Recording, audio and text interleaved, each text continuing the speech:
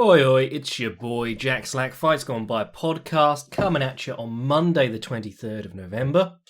Hot off the heels of UFC 255, yes, it was a pay per view, that was the subtitle. And yeah, let's talk about this card. We're probably not going to get an awful lot out of it because it was garbage. It was, really not great. But there are cards that you can look at and go, well, there's not a lot of names on that, so I'm not going to get a lot out of it before the card. But that could still be a decent card. And then there are cards where you've got like anti-fun names on them, like Caitlin Chikagian or Valentina Shevchenko. And then they just turn out shit and nobody's surprised. So yes, if you hadn't heard, this card was bad. If you didn't pay for it already, don't. I'll tell you what happened on it. But yeah, oh my god. State of this thing. Well, let's start with the good. Davison Figaredo is awesome. It's just great fun. As I think I said last week or in an article or something like that, I said he sort of represents chaos where Demetrius Johnson represented order. This one was just like, it was similar to the Benavidez one where he just sort of on a whim threw himself into the grappling. In an interesting way, that is, because Perez actually hit a really nice single, picked up the leg, stepped through and did the little Uchimata on the far leg and knocked Figaredo onto his hands. And Figaredo went to the fence, popped up, grabbed the fence a little bit, and people got mad about that, but it didn't seem to affect an awful lot. There was a fight with some pretty egregious fence grabs on this card, but so he's on one leg hopping around, and he hops off the fence and kicks his standing leg through behind the knee on Perez, and he goes into what's called a Kanibasami, or a crab pincer takedown. Kanibasami as a takedown has been banned in judo for many years because their gold medalist superstar, was it Yamashita? And he met some guy called Endo, I think it was, in the All Japan, not like the Worlds or the Olympics or anything like that, but they were he significantly outranked him as like a level of competition, and Endo jumped on his leg with a Kanibasami, and you can it's like breaking a fairly alive twig, like if you, not dry wood, but if you just went rip like over your knee through a branch that's just come off a tree. That's what it sounds like, and that's his knee just blowing apart. So they banned that in judo a good while ago, but it has come back in BJJ circles because of the synergies with entering on legs. And really, I think we probably have Ryo Chonan most to thank for that. He on a whim jumped into a Kanibasami on Anderson Silva. If you're trying to do like the full throw, a lot of times you want to get your lower leg all the way through to their back leg so that you block their feet from stepping and they topple over.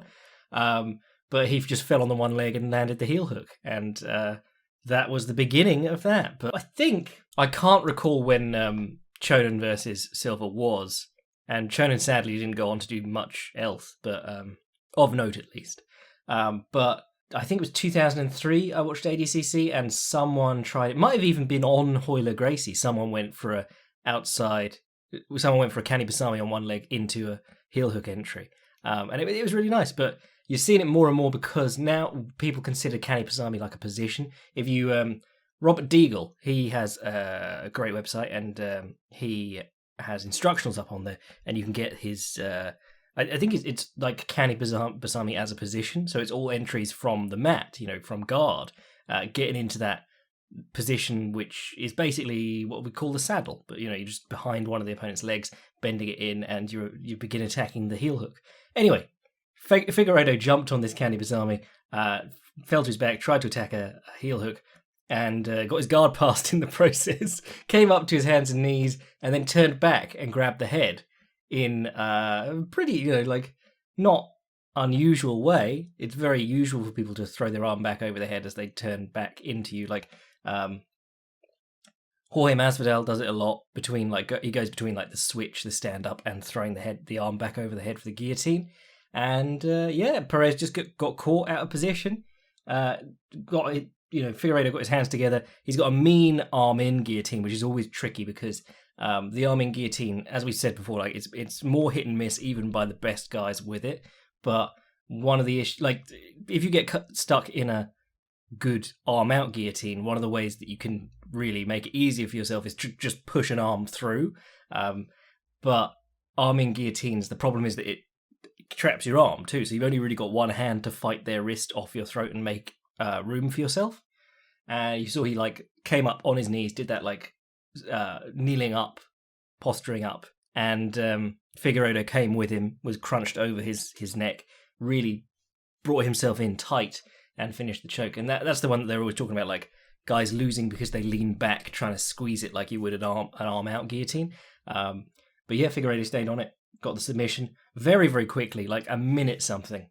But yes, good old Deiveson Figaredo. He is a fun fucking guy. And like watching his stuff up to his title fight, you know, I could see potential in him. I'd enjoyed what I'd seen of him before I started doing serious research. Then I watched all his UFC fights and I was like, this guy's a fucking mess. And now he seems to be really consistent, like he's putting it together. It really is like just how fighters develop. You know, I will never forget Henry Cejudo for how quickly, after fights and fights and fights of just being this like raw prospect, how quickly it all came together, and then he just stopped making mistakes, and you're going, oh wow, okay, I guess I should give everyone the benefit of the doubt from now on, even though the majority of people won't turn out like that. But yeah, Figaredo, you know, having the title, having the luxury to work full-time as a professional fighter has clearly helped him a lot, you know, not only in confidence, but also in safety, because this is a guy who was working as like a hairdresser and a sushi chef until fairly recently. Yeah, I mean, you cannot overstate the importance of being a full-time fighter, and not just being a full-time fighter, but being a full-time fighter who doesn't have to worry about their bills. That is such an advantage, because this is a sport where we've still got people who are working part-time challenging people who have been doing this as their job for years. I don't know if Jennifer Meyer's part-time, but like a lot of people who get title shots in women's MMA are definitely not like full-time professional fighters. Even Shane Carwin fought for the heavyweight belt, having trained part-time for most of his life. But he was paid really well as an engineer, so that was a bit of an interesting story. But, you know, it ties in with my favourite fighter of all time, Josie Joe Walcott, who was like a really hot prospect, and then he had a lot of bad luck. Like, he broke his arm at a bad time. He got a chance to be like Joe Lewis's sparring partner, and he knocked him down in training, and they said, get the fuck out of the camp. We don't need you doing that to our guy's confidence. And he just had all these missed opportunities until he was like 39, and he met this numbers racketeer called Felix Borrachicchio, I think it was. And the guy just said, okay, cool, I'll pay you a salary to train. Don't worry about having to get the fights or work in a factory or whatever to feed your children. I will pay you X dollars a week. And you can just, you know, you'll give me a cut of your pay. And then Walcott's life came together and he became world champion. But anyway, Deiveson Figaredo, fucking baller. Yeah, I still don't like his chances against DJ or Henry Cejudo, but I would watch both of those fights gladly. And then the other flyweight action, men's flyweight action, was Brandon Moreno versus Brandon Royval, the Brandons. It was a 90s school fight in the US. Royval came out kicking and kneeing, and he does that thing where he throws like a kick on the open side because he's a southpaw, either inside the lead leg or to the body or to the head, and then he'll step deep and try and knee the guy with the same leg, like he's going to kick, and then he'll just pull it up and try and take your head off with a knee. Royval's got one of those interesting builds where he's very long for the division, and he reacts really weirdly when he's hit, like he looks like one of those inflatable wacky arm men. He just his head goes back, his arms are up in the air, like any time he gets touched. But actually this ties in with something that I think it was the last episode someone asked me, like people getting in off checked kicks, and Brandon Moreno kept picking up his lead leg to cross check, so either the low kick or the middle kick he was checking with his lead leg against the southpaw Royval, and then he'd throw a big swinging left hook while on one leg and come in after it with his right hand, and it worked really well. And the takedown, or the back take rather, came as Royval threw a kick, got checked, the left hook came back, and he tried to spin into an elbow and gave up his back, and then Moreno got on his back, took it to the mat.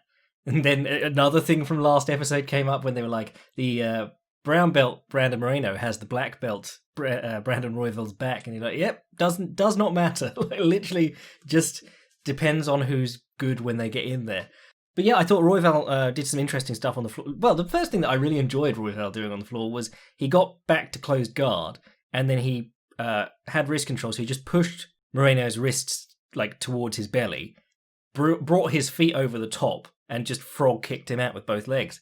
Straight on the chest. Not a fun position to be like leg pressed back from, because you can roll over one of your knees funny and hurt yourself, but it is still one of the best ways to create space to stand up. Leg press generally is like, I think it's Ryan Hall's always talking about he prefers putting his feet on people rather than using knee shields. And part of that is just because you are so strong in that particular plane of motion, and you can make an awful lot of space or remove the space by using your hip joint. But ultimately, it was a fun fight cut short because of an injury, which is really sad because had it happen. Royval was trying to attack a leg. Moreno pummeled his foot underneath the back of Royval's knee, and then he came up on top. And as he did so, I couldn't even see. It wasn't like his arm went through a weird range of motion. It must just be something that happens to, or has been happening to Brandon Royval. His shoulder just popped out of his socket, and he screamed, couldn't do anything about it. Like he was holding it to himself to try and put it back in, but you can't really defend yourself while you're doing that. And so I can understand why the ref stopped it. It's just that those stoppages where it's like, we always talk about Brock Lesnar jerking off Randy Couture's face. I've got to land as many strikes as possible in a short time so that the referee stops it, rather than loading up a couple of big ones and saying, come on, stop this one. But there was some absolutely horrible ground and pound on this card. Anyway, Moreno moves on. So they've already agreed it, apparently. Figaredo and Moreno have agreed to have a title fight, which is awesome, because Moreno's excellent fun everywhere he goes, and so is Deiveson Figueiredo. So roll on flyweight division. Even though they're cutting everyone, it's still pretty good.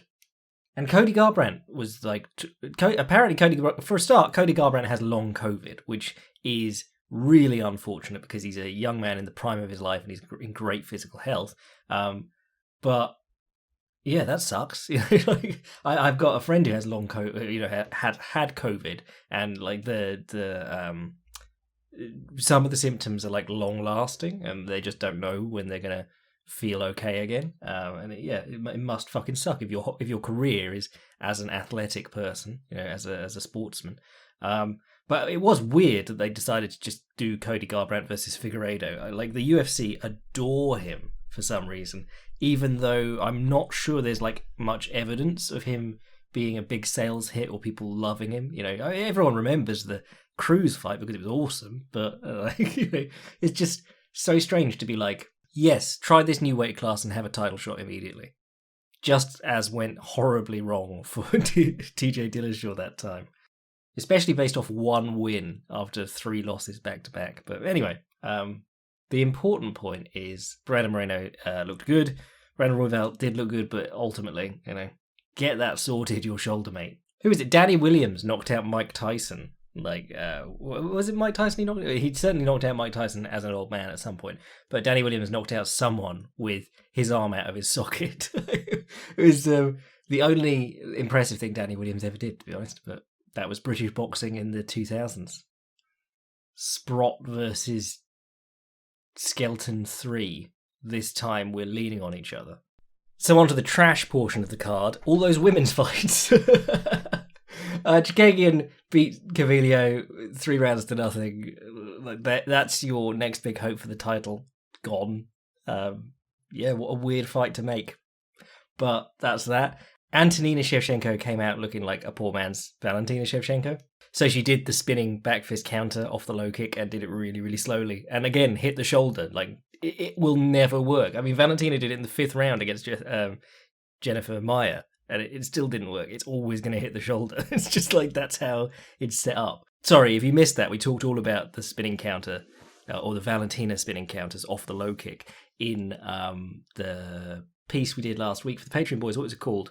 Valentina Shevchenko, the counterfighter's curse.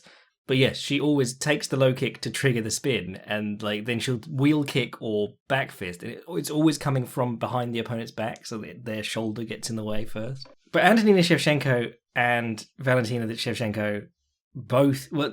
What was proved this card was that Holly Holm and Aspen Ladd were the most influential fighters of the century for women. because Holly Holm realised if you're kiaing on the feet, judges will give you the card.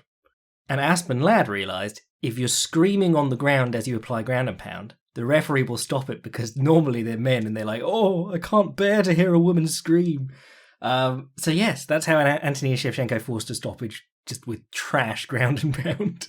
And Valentina Shevchenko managed to keep top of half guard and top of guard, closed guard, doing nothing for about 15 minutes of that 25-minute fight by bumping with shoulders and going, yeah, yeah, yeah.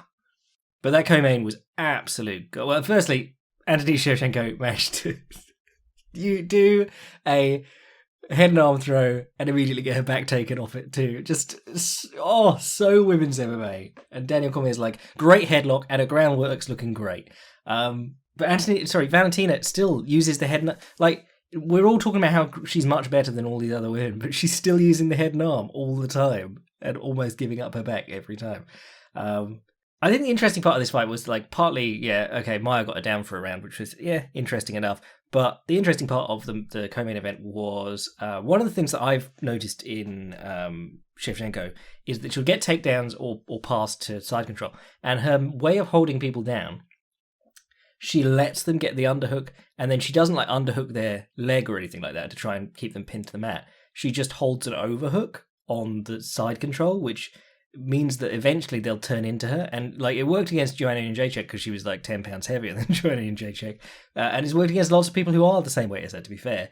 But against Maya just kept trying to turn in on a single, eventually got back to half guard, and then was able to get butterfly guard from that half guard and come up with a body lock with both underhooks.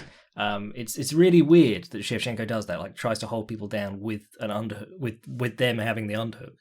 And then the only other part of this fight that was interesting was that Shevchenko had to come forward through like round 3 to 5 and looked really, really one note. And lots of kiaing. And Rogan's going, oh my God. And then they're showing the replays and like the glove is scuffing her face. It's not even really touching it. You're just reacting to the kiai. Oh, let's not talk about that fight anymore. It was crap. God, good luck selling it Amanda Nunes versus Valentina Shevchenko 3, lads. Still, at least Jessica Andrade is there, and she'll hopefully walk in and give easy counters, because that was what Jennifer Maia was there to do, and it still turned out not great. So, anything else of note on this? Oh, Tim Means classed up the whole place. Just lovely stuff. Mike Perry came in 5 pounds overweight, which is amazing, because he was all week he was like posting photos of him eating pizza and being like, oh, I don't think I'm going to make it, guys. And then he tweeted out, I don't think I'm going to make it. And everyone went, well, look, he's been posting videos of him eating pizza. I'm pretty sure he's trolling you. You know, like you eat the pizza on film and then you spit it out. It's not that hard. But then he does come in 5 pounds overweight, and he had his girlfriend at his corner again. And you're like, well, I thought you said that the whole thing was that you're desperately trying to save money because you owe tax and stuff. And then you give up 20% of your... Like, the guy is a fucking idiot. Like, he just can't... He's a train wreck, and something bad is going to happen at some point, I imagine. But Tim Means jabbed his fucking face off. Like, Perry got him down and got his back early, and then Tim Means just calmed his way out of it. Didn't panic, didn't give up the choke easy, didn't freak out and, allow him to sneak the hand under while he was trying to get up. He just was there going, no, not yet. And then he turned back into guard. And then when they got to the feet, it was just like Tim Means jabbed his face off. Some nice hand traps into elbows, lovely left straights. He got on the left straight to the body really, really early, and that really seemed to pay dividends. And you could really tell how much his jab was annoying Mike Perry, because Mike Perry went through 2 phases in this fight. The first was trying to swing back like harder than Means and knock him out. And then the second was when he started trying to jab without using his legs and flicking his hand out in front of his stance. And he was clearly very uncomfortable doing it. Means just made him look like trash. In fact, Means made everyone on this card look like trash, to be honest. He looked so smooth and slick and like he'd been doing this for 100 years without losing a step. But did he get a performance of the night or a fight of the night? No, he fucking didn't. Antonina Shevchenko's Kiai Clinic did. Oh, and Joaquin Buckley knocked out a guy that they picked basically so they could knock him out. This dude, they're talking about how he's undefeated all through the broadcast. And DC's going, you have to teach these guys to lose because they don't know how. They're like, this guy got laid out on the Contender Series. It was made a no contest because the other guy smoked some weed or something. You can go to YouTube and watch the incredibly brutal knockout. Yeah. Oh well. What else was good? Fucking nothing. Paul Craig fought Shogun. Fuck. Shogun looked really old and sad. The only cool bit was that Paul Craig's takedowns looked alright. He kickboxed Shogun up on the feet, but then he did you got sort of like a very old half guard from Shogun where he tries to do the helicopter his legs around and bring him into deep half guard without really any setup or anything to make them go to deep half guard. So Paul Craig did exactly what John Jones did, just sat back and was like, no, not happening. And then when Paul Craig was on the bottom, he put the lockdown in from half guard, did a whip down to get his underhook back, and then he got Shogun up onto his shoulders for the electric chair. And then he passed his leg over and was going to bring him back the other way for whatever Eddie Bravo calls that move. So yeah, that was pretty cool. Always sad to see someone like Shogun get beat up like that, but he wasn't particularly beaten up. It wasn't like a horrible beating. It was just like he was clearly outmatched technically and had to tap out strikes, which is the people were obsessing about this. Is Shogun the only guy to tap out to strikes twice in the UFC or whatever? And you're like, shut up. But yeah, that was the whole weekend's fights. And then there was a Bellator, and there were a couple of decent ones on that one. Benson Henderson fought, checking names so that I don't get it wrong, Jason Jackson, and I thought Jason Jackson looked really good. He was slickly counter-striking. He was landing counter-lead uppercut, as in lead-hand uppercuts against Henderson. He was doing really lovely counter-striking. But you wouldn't know if you weren't really paying close attention, because Mike Goldberg's going, oh, I'll tell you who had long hair. Clay Guida. It's just fucking terrible. And then Josh Thompson is taking every moment to, whenever the commentators say something about Benson Henderson, he'll go, oh, he's not fast. Or he's not strong, or he's not particularly technically good, but, and then they'll say he has hustle. If you believe Josh Thompson, Benson Henderson's actually not very good at anything. Don't be bitter about that split decision he lost back in the day or whatever. But even then, Josh Thompson is at least competent in the booth, whereas the other two are just atrocious. Because the fight between AJ McKee and Darren Caldwell, they managed to completely miss the finish. They just podcasted through it. And then they went, oh, here's the replay of the finish, by the way. To be fair, the finish was pretty embarrassing. Darren Caldwell took AJ McKee down, stuck his head underneath his armpit, and then got what's called 100%ed, which is a neck crank that shouldn't work, but does. Shogun tried it against Paul Craig standing the next day. But imagine you've gone for a guillotine, and that you're not going to be able to finish the guillotine, but you're going for it. Instead of pursuing the guillotine further, you take your hand out from in front of their neck and you put it under their far armpit. And then you pull it up to your head, or as high as you can, with you lock your hands together. And the way that normally works is that you can turn the opponent over, or you can put a butterfly hook and turn him over. But McKee, being a long boy against another long boy in Darren Caldwell, was able to lock a body triangle over his body and just crank it, and came on quick. And the guy, Caldwell was holding his neck afterwards like he'd hurt it, because he was probably surprised to be putting it very quickly. But yet this does sort of go with a theme, which was both of Caldwell's fights with Koji Horiguchi. He will take dudes down and then just sort of leave his head on their love handle and not really care about where people are putting their hands. That's not a great thing to do as a wrestler. He's going to become this generation's Chael Sonnen. I can get everyone down and keep them down and get submitted in the guard 25% of the time. Oh, and actually there was another good fight this weekend, which was Sasha Palatnikov. Palatnikov versus Luis Kosuke. Can't remember how they were saying that on the broadcast. But Kosuke came out to hurt him early, and then I was just as I was thinking, oh, he's not very good at finishing, even though he has never gone past the first round. He was, how we always talk about how finishing is a skill. It's when you got a guy on the fence, you can't just chase after them because they'll chin you, and that is exactly what happened to him. And then the next 2.5 rounds were spent surviving. And then Sasha Palatnikov, there was a lot of weirdness in this one. There was a body punch which was a right straight to the chest, which bounced down into Palatnikov's cup, which was quite impressive. And then there was a knee to the groin later that looked, not like it was too bad. But Palatnikov was also grabbing the fence a load. But the important point was the ending, the portion up to the ending in the third round, they came back together off another groin shot or something like that. But Palatnikov showed how to actually move in on someone who's hurt or tired and you want to finish them in MMA. And that's by, he was bouncing just on the end of range with Kosuke against the fence. And he'd throw something out like a jab, or he'd show a feint, and Kosuke would load up, swing wide, and then he wouldn't have anything after it. and Palatnikov would just come back in, and like he hit him with a nice. He faked a jab, pulled back from a big left swing, and then hit him with a jab and a front kick, I think. And then he did the same again, but hit him with the right hand, and that was the one that put him down. And then he just swung on him for the finish. It was a nice little fight. And Palatnikov, shout-outs to him because he wore black shorts, because, you have to wear boring shorts, but he did wear highlighter green and pink ankle supports, which seems like it should be breaking the rules, the everyone has to look boring rules. But keep an eye on him. Dangerous levels of pageantry going on there. So that was the card that was. Let's do a quick question, then we'll get out of here till later in the week. Hello, the rift in one's head spike ruling reality called Chatry, Jack Slack. Oh, that was strained. I had a curiosity regarding strike selection and movement. Preface. Last week you mentioned how Uriah Hall's two best spinning weapons are best suited to being used on the counter, and yet Hall seems to really struggle moving backwards. My question is, who has the best strike selection per their preferred / most effective direction of movement, e.g. insert fighter, who circled away well and throws blank to great effect, etc. Best, Caleb from Chicago. This is an interesting one, because I don't know if I have one for every category. I'm sure that one exists for every category, but whenever I'm thinking strike selection, I think,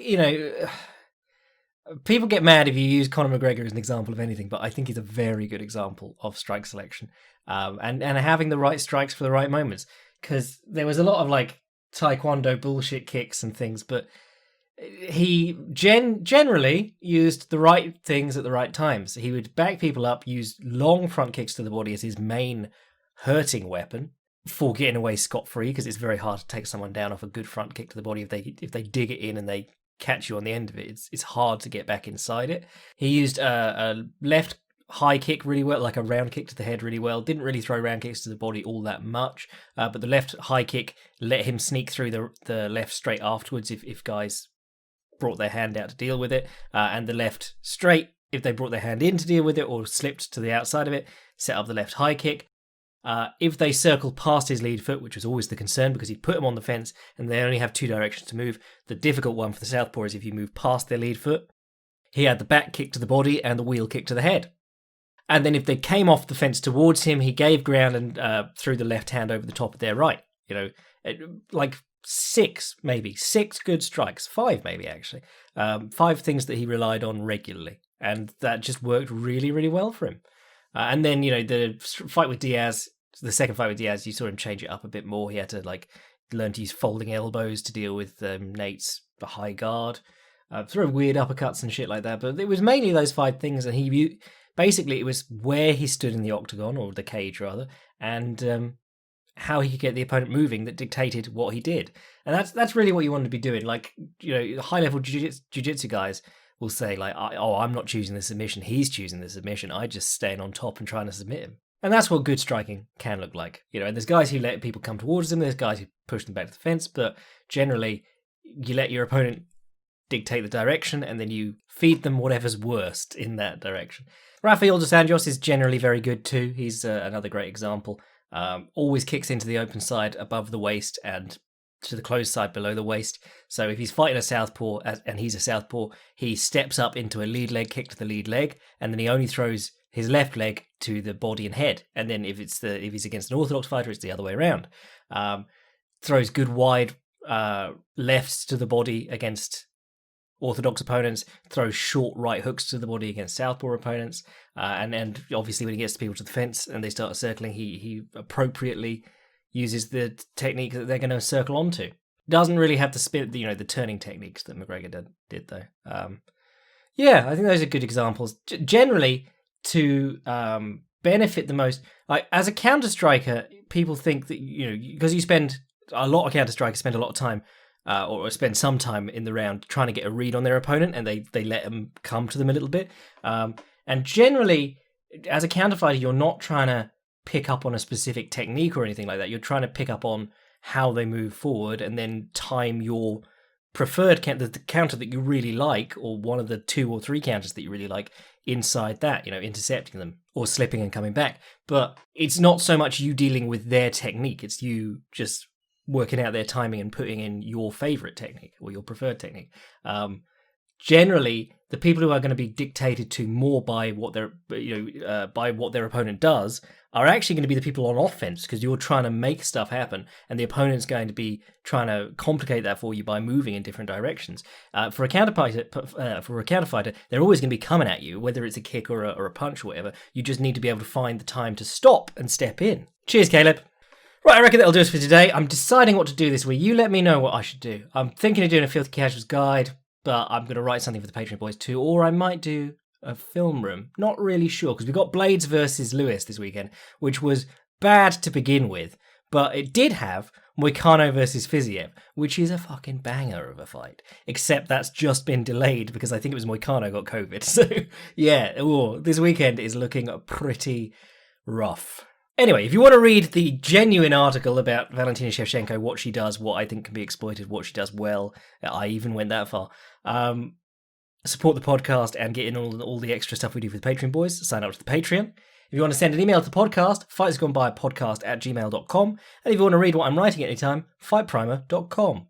I'm your boy Jack Slack. UFC 256 being better than this, bless.